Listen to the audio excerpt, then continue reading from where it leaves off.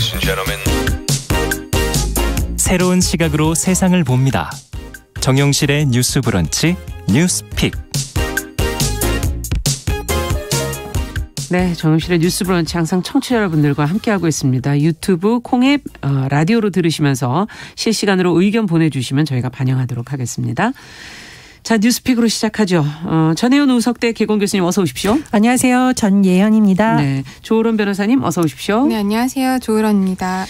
자, 앞서 말씀드린 뉴스부터 먼저 좀 살펴보겠습니다. 경북 봉화군 광산 매몰 사고, 수일간 고립됐던 광부 2명 구조가 됐고, 정말 다행스러운 소식인데, 이제 저희가 이와 더불어서 항상 이 사고가 왜 일어났는지, 초기 대응은 괜찮았는지, 이제 문제를 하나씩 좀 들여다보고 싶습니다. 지금까지 나온 내용들 먼저 조 변호사님께서 정리해 주시면 같이 한번 들여다볼까요? 네, 봉화 광산 매몰 사고가 이제 지난달 26일 오후 6시경에 경북 봉화 제3면 아연 채굴광산 제1 수직 갱도에서 일어난 건데요. 네. 이 수직 갱도에서 펄, 그러니까 토사라고 볼 수 있는 것들이 약 900톤 정도가 수직 아래로 쏟아지면서 그 갱이 무너지게 된 겁니다. 그러면서 사고가 발생을 했는데 이 사고로 이제 7명 정도가 맨 처음에 고립이 되었다고 합니다. 네. 그런데 그중에 사고 직후 2명은 2시간 만에 이제 자력으로 탈출을 했고요. 3명은 업체에 의해서 5시간 만에 이제 구조가 됐습니다. 네. 그런데 2명 같은 경우에는 구조가 잘 이루어지지 않고 있다가 사고가 발생한 지 221시간 거의 열흘 만에 이제 무사히 생還한 것으로 알려지고 있고 네. 두 사람 모두 건강 상태는 정말 다행히도 양호한 것으로 지금 알려지고 있습니다. 다행이네요. 그런데 이 부분 관련해서 여러 가지 지금 의혹들이 나오고 있는데요. 크게 3가지라고 보시면 될 것 같습니다. 네. 첫 번째는 이제 이 갱도, 사고가 난 갱도가 너무나도 오래된 갱도였다. 그리고 또 안전사고가 예전에도 발생을 했었다. 예. 이런 내용이 하나가 있고요. 또 그 아까 말씀드린 그 펄이 쏟아져서 이게 무너졌다라고 했잖아요. 예, 근데 이 토사. 펄이라는 건 이제 토사고 네. 이제 우리가 갱도를 그 땅굴을 팔 때 그 땅에서 이제 파낸 것들을 이제 다른 채석장에다가 옮겨서 좀 이렇게 안전 조치를 해놔야 되는데 이거를 계속 그 갱화된다 약간 좀 쌓여놓다 보니까 이게 집안이 약해지고 이게 밀리면서 이제 사고가 났다라는 지금 그런 의혹을 받고 있습니다. 그렇군요. 그래서 그 부분 관련해서 우리가 하나를 봐야 되는 거고요. 또 여기가 노후갱도라고 했잖아요. 네. 작년 12월에요. 산업통상자원부 동부광산안전사무소에서 이 해당 업체에 너무 노후가 됐으니까 접근을 통제하라. 이런 안전명령 조치를 받은 것으로 지금 알려지고 있습니다. 그래요. 그런데 과연 이 명령을 받고도 제대로 추가적인 안전조치를 했는지 그 부분을 우리가 또 하나 살펴봐야 되고 또 이 갱도에서 불과 한 달 전에 사망사고도 있었다고 합니다. 그래서 경찰이 그 사건도 지금 조사 중인데 불과 한 달도 안 된 사이에 또 이런 사고가 발생하다 보니 과연 그 광산을 관리하고 채굴하는 업체가 안전조치를 제대로 이행했는지 이것을 우리가 한번 살펴봐야 되고요. 두 번째로는 119 신고가 굉장히 늦었다는 겁니다. 사고 발생한 지 14시간 만에 119에 신고를 하고 가족들한테도 이제 뒤늦게 통보를 했다라고 하는데 가족들에게도 이게 이제 부실한 초기 대응으로 볼 수 있는가 이 부분을 우리가 살펴봐야 될 것 같고요. 네. 또 세 번째는 이제 구출 작업을 하면서 20년 전 도면을 보고 시추 작업을 했다라는 거예요. 이제 이분들을 구조하기 위해서는 이제 시추 작업을 해서 그러니까 땅을 다시 파서 이분들을 다시 어디 있는지 확인을 하고 구출을 해야 되는데 20년 전에 있는 도면을 보고 그런 시추 작업을 하다 보니까 잘못된 곳을 뚫어서 이 구출하는 시간이 2, 3일이 더 걸렸다라는 지금 그런 문제가 나오고 있어서 이게 왜 이렇게 된 것인지 그 부분 우리가 살펴봐야 될 것 같고요. 경찰 같은 경우에는 지금 3개 팀 그러니까 수사관 18명을 투입을 해서 전담 수사팀을 편성을 했다라고 합니다. 그리고 이제 혐의가 만약에 적용이 되는 경우에는 업무상 과실치상죄도 이제 검토를 해볼 수가 있겠고 또 이제 중대재해법 관련해서 이 사안에 이 광산업체가 50명 이상 근로자가 있는 곳이거든요. 그렇기 때문에 중대재해법도 우리가 적용을 할 수 있는지 검토를 해봐야 될 것 같습니다. 네.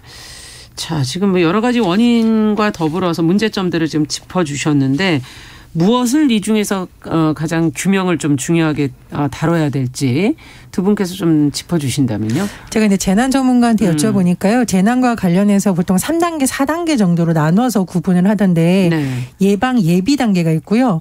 사고가 났을 때 대응 단계, 그리고 이제 마지막이 복구, 그리고 여러 가지 뭐 조사라든가 이런 사후 절차가 있습니다. 일단 저는 첫 번째 단계인 예방, 예비에 좀 설명을 좀 초점을 맞춰볼까 한데요.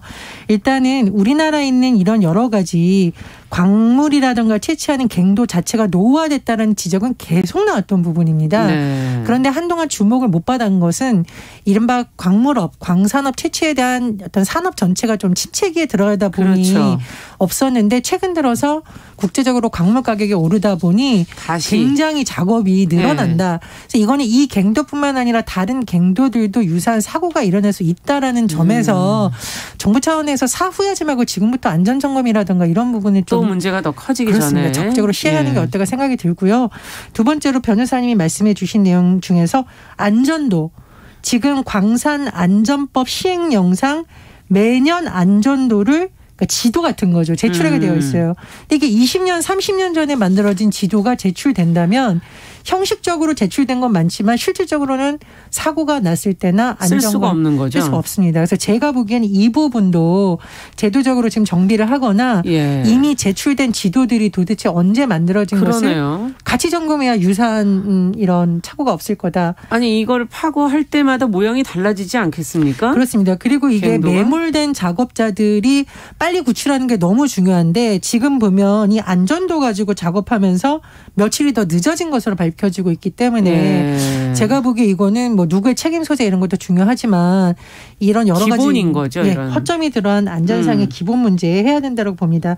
세 번째로 관리 감독의 문제인데 저는 이제 주로 예방적 차원에서 지금 말씀을 드리는 거니까요. 네. 말씀해 주셨듯이 안전명령 조치가 나왔습니다. 그런데 이게 제대로 됐는지도 굉장히 중요한데 정부에서 아무리 안전명령 조치하면 뭐예요? 현장에서 안 하면 결국은 이 사고의 희생자는 현장에 있던 노동자 근로자들한테 그렇죠. 돌아가는 것이거든요. 그래서 이게 안전명령 조치 이후에 만약에 산자부 산하기관이라든가 사무소에서 추가적으로 어떤 점검을 해야 되는 시스템이 있는 건지 그 부분도 같이 봐야 앞으로 현장에서 유사한 사고가 줄어드는데 도움이 될 거라고 봅니다. 네, 요거는 그럼 먼저 조 변호사님한테 좀 여쭤보고 갈까요? 지금 안전명령 조치를 위반했을 때 지키지 않았을 때, 집행하지 않았을 때는 어떻게 되는 겁니까? 이제 안전명령이라든지 어떤 보고 조치를 하는 것들이 광산안전법이라는 특별법에 규정이 되어 있습니다. 네. 그런데 만약 그런 것들을 하지 않는 경우에 이제 벌칙 규정, 과태료 규정이 있기 때문에 형사처벌이나 과태료 처분이 충분히 가능한데요.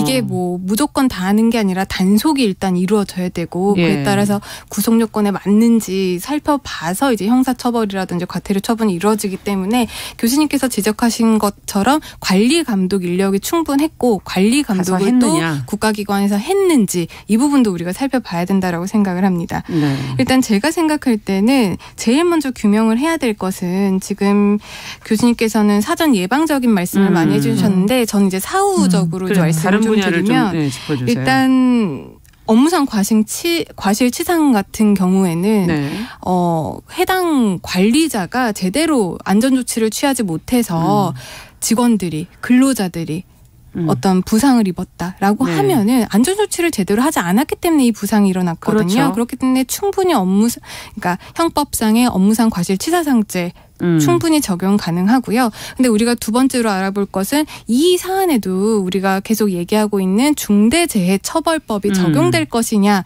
관련해서는 조금 의문이 있을 수 있습니다. 일단 이 업장 같은 경우에는 아까도 말씀드렸지만 50명 이상이기 때문에 적용 업장이기는 하거든요. 그런데 중대재해처벌법이 적용이 되기 위해서는 안전수칙을 준수를 했는지 그리고 재발 방지 대책을 세웠는지 이런 것들을 세우고도 이게 사고가 발생한 건지가 우리가 눈여겨봐야 될 부분이고요. 또 하나가 이제 사망자가 나오지 않았어요. 너무나도 다행스럽지만.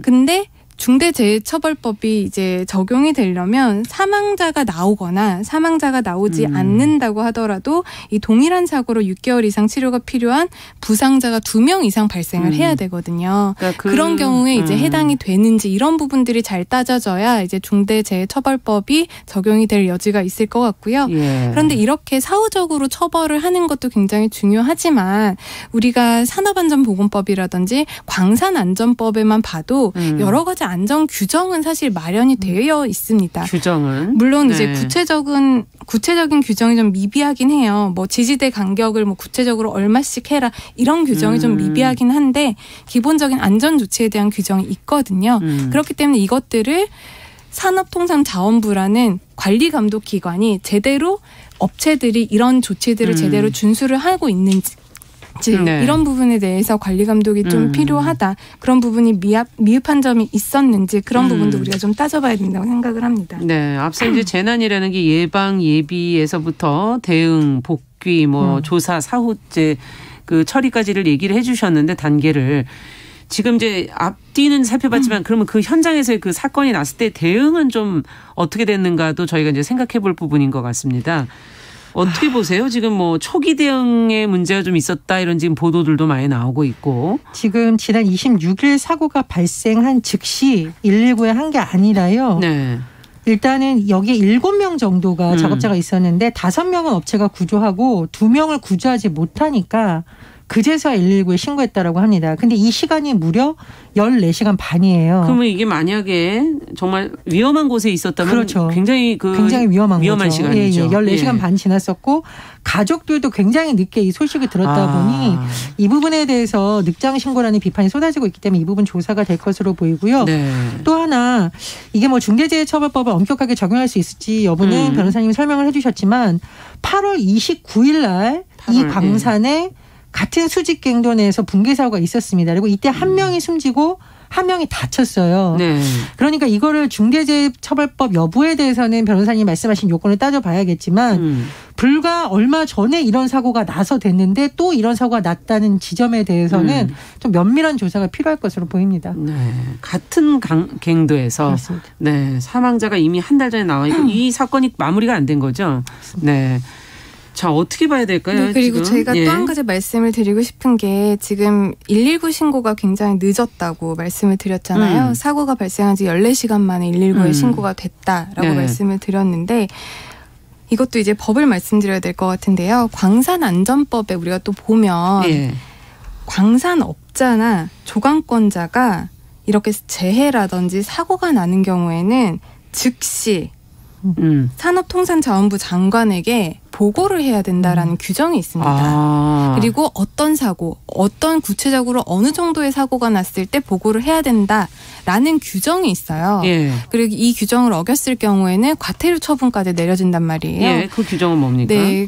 네, 그 과태료 처분이 이제 내려질 수 있다라는 규정을 보고를 하지 않는 경우에 과태료 처분이 내려지는 거라서 만약 이렇게 늦게 신고를 한 것에 대해서 자기 업체가 스스로 이제 일단 3명을 사전에 구했기 때문에 노력을 하면 구할 수 있다라고 이렇게 그런데 노력을 했기 때문에 미처 신고할 새가 없었다라고 지금 항변을 하고 있는 상황인데 사실 119에 신고하는 게 그렇게 오랜 시간이 걸리는 게 아니거든요. 그렇죠. 지금 구하는 사람 구하고 딴 사람이 하면 되죠. 그렇죠. 자체적으로 구출을 하는 거는 하되 119에 즉시 신고를 했었더라면 조금이라도 이 구출 시간이 단축되지 않았을까 그렇죠. 하는 계속 아쉬움이 남기 때문에 이렇게 법이 규정을 하면 뭐합니까? 이거를 준수를 하고 이거가 준수가 되는지 적절하게 관리 감독이 되어 있어야 하는 거기 때문에 그러네요. 우리가 계속 뭐 법이 없으니까 미흡하니까 만들자 이것보다도 예. 관리 감독이 조금 더 선행되어야 될 것 같고요. 제가 관리 감독을 계속 말씀드리는 이유가 1차적으로 이 사고에 대한 책임은 광산 그 업체에게 있습니다. 하지만 이 광산 업체를 관리 감독을 하는 것은 그 관련 법에 의해서 산업통상자원부 소속의 광산안전관이라고 광산안전사무소 그리고 광산안전관이라는 분들이 계세요. 그런데 지금 제가 언론 보도 조사 결과에 따르면 광산안전관이 지금 6명이나 지금 7명이서 광산 170여 곳을 관리를 한다고 합니다.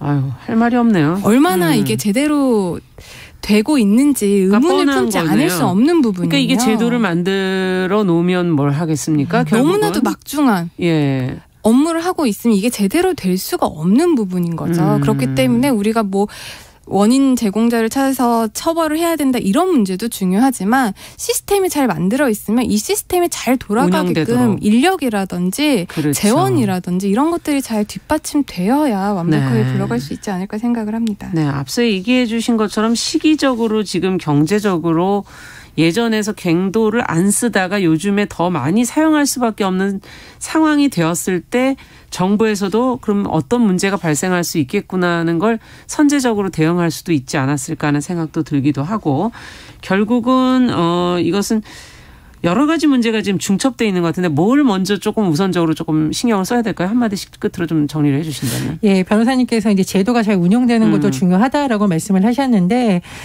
이제 조금 뭐 다른 측면에서 보면 제도도 중요합니다. 왜냐하면은 현장에서 놓칠 수 있는 보다 근본적인 문제에 대한 점검은 결국은 관리감독기관에서 꾸준하게 해줘야 되는 거거든요. 그렇죠. 그래서 제가 말씀드렸듯이 이 노면의 문제라든가 노후된 광산에 대한 조합적인 뭐 관리 실태 조사라든가 거기에 대한 안전 기준을 만드는 것은 또 정부와 국회 역할입니다. 그렇죠. 그래서 그 부분에 대한 부분도 저는 보완이 되어야만 유사한 사고가 앞으로 일어나는 것 막을 수 있다고 봅니다. 네, 어떻게 보세요? 네, 저는 이렇게 정부에서 그 안전 관련한 명령을 내렸고 이 그렇죠. 부분이 제대로 갖춰지지 않아서 이번 사고가 발생한 것이라고 한다면 그 부분에 대한 업체의 책임을 우리가 면할 수가 없을 거라고 생각을 그렇죠. 합니다. 그런데 우리가 또 하나 또 잊지 말고 봐야 될 것은 광산업체가 예전만큼 호황인 시대가 아닙니다. 네. 굉장히 영세한 분들이 많거든요. 그렇기 때문에 근로자 수는 많지만 매출 규모가 크지 않거나 순이익이 많지 않아서 그 업체 자체도 굉장히 어려운 열악한 환경에 놓여 있는 경우들이 있어요. 네. 그렇기 때문에 무조건적으로 그 업체들을 뭐 처벌하고 뭐 이런 대책을 강구하지 않으면 뭐 어떻게 조치하겠다 이런 것도 중요하겠지만 실태를 좀 조사를 해서 정부가 안전에 관한 한 지원할 수 있는 부분은 좀 지원을 할 수 있었으면 좋겠다라는 생각입니다. 네, 앞서 뭐 안전 지도 이 부분도 결국 비용이 드는 문제겠죠.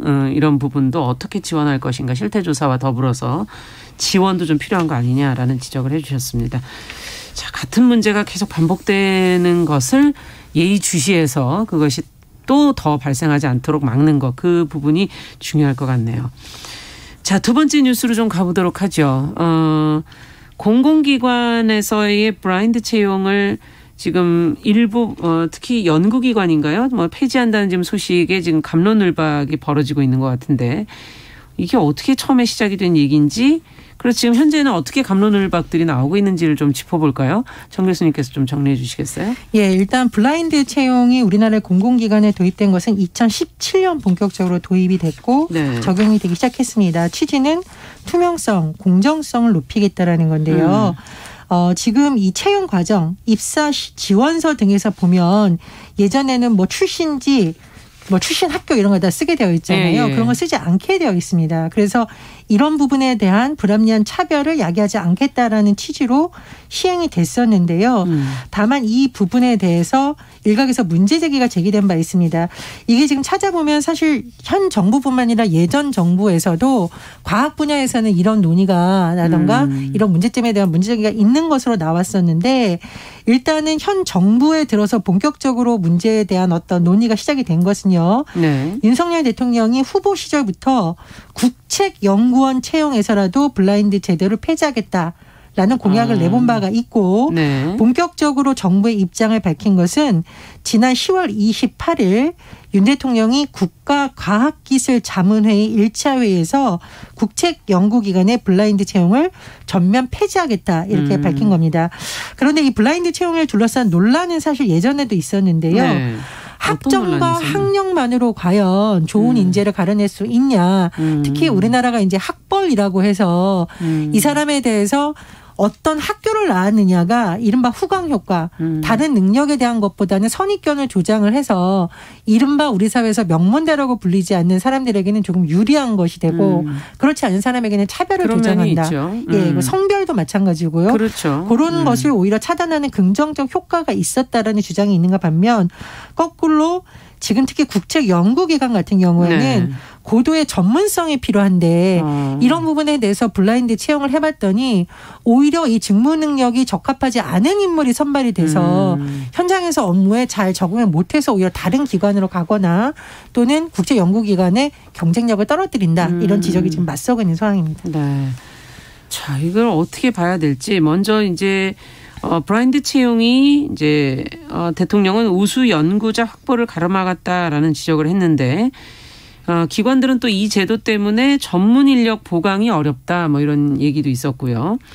자, 이 문제 의식에 대해서 서로 어떻게 생각하시는지 블라인드 채용의 지금 장단점을 앞에서 좀 정리를 해 주셨거든요. 그걸 들여다보시면서 어떻게 보시는지 두 분 말씀 좀 듣고 싶네요. 기본적으로 이제 블라인드 채용 같은 경우에는 공정, 특히 채용 절차에 있어서 요즘 취업 세대라고 할 수 있는 MZ세대 같은 경우는 굉장히 예민한 부분이거든요. 그럼요. 이에 대해서 공정이라든지 상식이라든지 그런 부분은 굉장히 중요한 가치입니다. 그렇기 때문에 블라인드 채용을 어느 정도 해야 된다라는 것에는 공감을 하지만 이렇게 전문적인 인력이 필요한 부분에서 학력이라든지 어떤 논문을 썼고 이 논문을 확인할 수 있는 교신 저자를 아예 배제를 한다든지 이런 정도의 조금 극단적인 블라인드 채용은 좀 지양해야 되지 않을까 생각을 합니다. 네. 왜냐하면은 블라인드 채용이 이제 시작된 이후에 여러 가지 부작용이 난 사례들이 조금 있거든요. 예. 그 지원서에 이제 지역이라든지 가족관계, 학력, 외모, 나이 이런 것들을 지금 쓰지 못하게 하다 보니까 국가 중요시설 가급인 원자력 연구원 연구원으로 중국 국적자가 선발이 된 거예요. 근데 여기는 지금 국가 중요시설이기 때문에 외국인은 극히 제한이 됩니다. 예. 그러면은 선발이 됐는데 이분을 그냥 취소 처리를 해야 되는 거죠. 예. 불합격 처리를 다시. 그리고 그건 또 더 문제가 되지 않나요? 그렇죠. 또 나중에 문제가 될 수 있는데 블라인드 채용으로 이제 뽑았기 때문에 사후 취소를 할 수밖에 없었던 사례가 있고 또 이 나이 같은 거를 안 쓰다 보니까 이제 50대가 신입사원으로 합격하는 일도 벌어졌다라고 합니다. 그리고 공공기관 입장에서는 그 일단 직무 역량으로만 판단을 하게 되는데 이 지원 자격을 확인을 하는 것이 너무나도 어려워지다 보니까 그 여러 가지 문제점이 이제 좀 나타났다라고 해요. 네. 특히 이제 과학기술 분야에서는 이 사람의 역량을 판단하기 위해서는 뭐 학교라든지 이 사람이 쓴 아까 말씀드린 논문 이런 것들이 충분히 검토가 돼야 되는데 그런 부분이 좀 검토가 어렵다 보니까 충분한 역량을 가진 지원자를 찾기 어려웠고 또 지원자들 입장에서는 어떻게 보면은 학력이라는 게 하나의 또 스펙이 될 수 있잖아요. 자기가 열심히 뭐 공부를 해서 학력이라는 걸 또 스펙으로 삼을 수 있는데 이것을 어떻게 보면 아예 포기를 해야 되는 상황이 온다고 하니 이게 또 역차별이라는 주장도 있는 것이고요. 네. 또 하나는 이렇게 공공기관에서 역량을 평가한다라고 하니까 이제 필기시험 같은 것들을 보게 되는데 이 필기시험을 위한 또 사교육이 활성화되는 거예요. 그렇기 때문에 여러 가지 부작용들이 있어서 이런 전문 인력을 뽑는 특수한 분야에 대해서는 좀 블라인드 채용을 조금 예외적으로 좀 허용하는, 그러니까 예외적인 그러네요. 것들을 좀 마련을 하는 것이 어떨까 그런 생각이 듭니다. 저희 11시 30분부터 일부 지역에서는 해당 지역 방송 들으시면 되고요. 뉴스 브런치, 뉴스픽은 잠시 후에 계속 이어가겠습니다.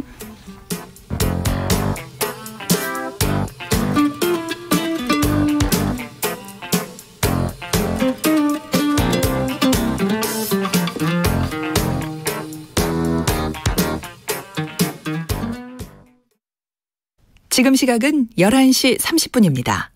KBS 여러분은 지금 KBS 1라디오 정용실의 뉴스 브런치와 함께하고 계십니다.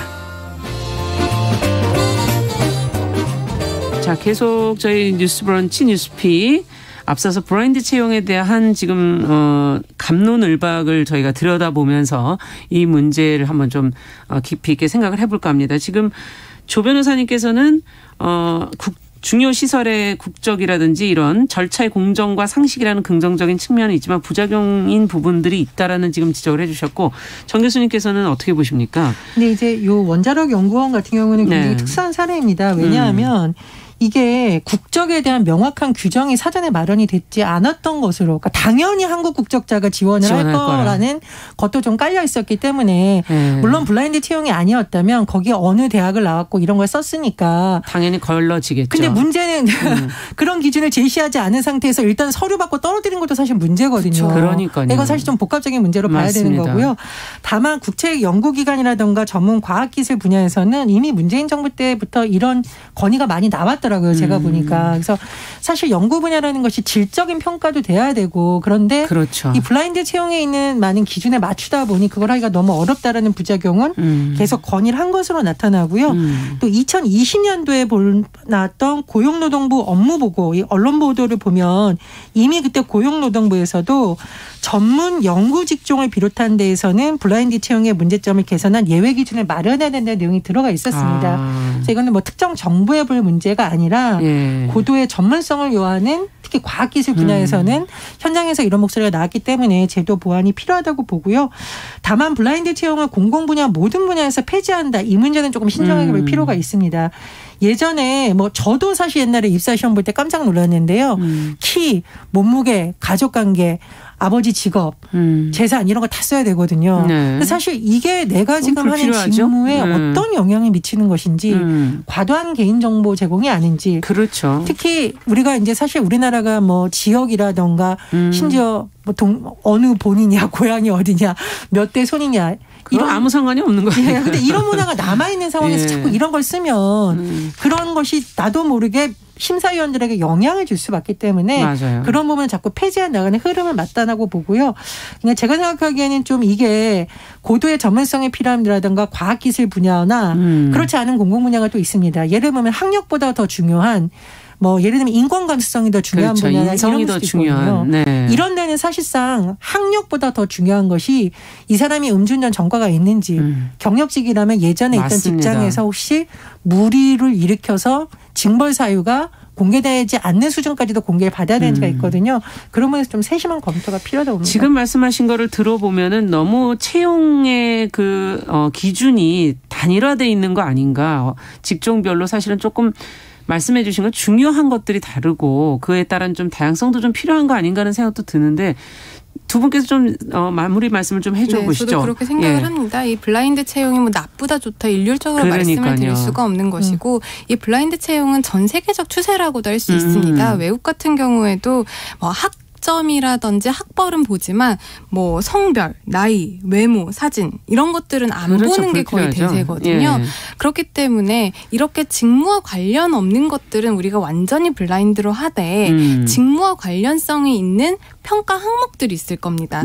과학 분야가 중요하고 뭐 어떤 실적이 중요하다라고 하면은 뭐 학교라든지 아니면 학점이라든지 아니면 이때까지 내가 한 어떤 논문 실적이라든지 이런 부분에 대해서는 검증을 할 수 있게 블라인드의 예외를 열어줘야 되는 것인데 직무와 관련이 있는지 직무와 관련이 없는지 이런 것들을 좀 구분을 해서 우리가 세밀하게 좀 그런 채용에 있어서 기준을 다시 한번 세우는 계기가 됐으면 좋겠습니다. 사실 기업들도 이 문제는 굉장히 중요한 겁니다. 왜냐하면 채용이 제대로 돼야지 이제 마지막 나갈 때까지의 그 과정에서 그 회사의 역할을 하는 거기 때문에 신중하게 좀 선발하는 게 좋지 않을까 싶고요. 공공기관이기 때문에 특히 더 이제 기준 마련은 좀 필요하긴 하죠.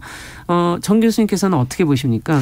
예, 이런 기준을 뭐 재검토하는 것도 필요하고요. 사실상 이제 저도 여러 분야에서 일을 하다 보면 심사위원들이 굉장히 중요합니다. 맞습니다. 심사위원들에게 이런 부분에서의 차별이 없어야 되고 이런 질문 하지 말아야 되고 맞습니다. 이런 취지라는 게 설명이 안 되면 현장에서 또 문제가 발생하거든요. 그런 부분에 대한 보완책도 많이 이루어질 것으로 보입니다. 네.